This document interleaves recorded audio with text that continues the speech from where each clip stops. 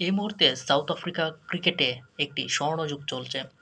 তাদের পুরুষ ক্রিকেট হোক কিংবা নারী ক্রিকেট হোক, দুই জায়গায় তারা সাফল্য পাচ্ছে। পুরুষ ক্রিকেটাররা যেমন টেস্ট চ্যাম্পিয়নশিপের ফাইনাল জিতছে, এমনকি টি-টোয়েন্টি বিশ্বকাপ বা ওডিআই বিশ্বকাপ বা চ্যাম্পিয়ন্স ট্রফির মতো বড় বড় ইভেন্টগুলোতে ফাইনালে পৌঁছাতে পেরেছে। ঠিক একই দশা দেখা যাচ্ছে দক্ষিণ আফ্রিকার নারী ক্রিকেটারদের মাঝেও। তাদের সাফল্যগুলো সাম্প্রতিক সময়ে সবচেয়ে চোখে পড়ার মতো। ২০২৩ সালে টি-টোয়েন্টি বিশ্বকাপের ফাইনাল খেলা, ২৪ সালের ফাইনাল খেলা এবং অবশেষে ২৫ সালের ওয়ানডে ফাইনাল খেলা।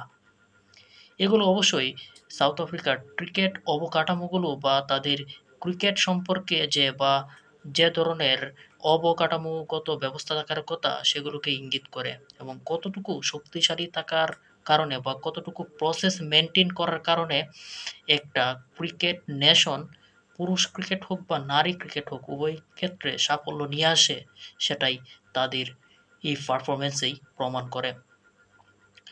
ভারতে চলছে নারী ওডিআই বিশ্বকাপ। যদিও শ্রীলঙ্কাও অনেকগুলো ম্যাচ হয়েছিল, কারণ পাকিস্তান ইন্ডিয়ার মাটিতে না আসার কারণে তাদের ম্যাচগুলো আয়োজন করা হয়েছিল শ্রীলঙ্কায়। যেহেতু এ, পাকিস্তান তারা সুপার ফোরে উঠতে পারেনি, অর্থাৎ সেমিফাইনালে উঠতে পারে নাই, তাই এখন বাকি সবগুলো ম্যাচই ইন্ডিয়ার মাটিতে হচ্ছে।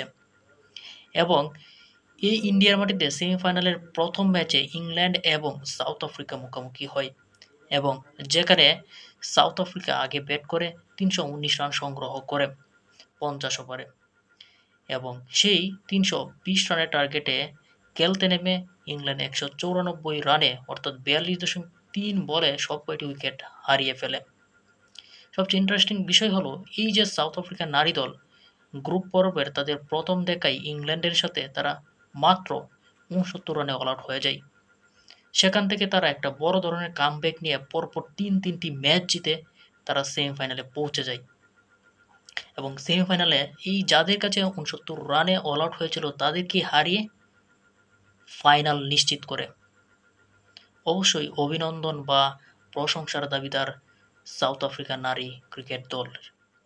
এই নারী ক্রিকেট দলের যে ক্যাপ্টেন লরা আলবার্ট, তিনি ১৬৯ রানের একটা অনবদ্য ইনিংস খেলার কল্যাণেই কিন্তু সাউথ আফ্রিকা ৩১৯ অর্থাৎ ২০ রানের টার্গেট দাঁড় করায় ইংল্যান্ডের সামনে।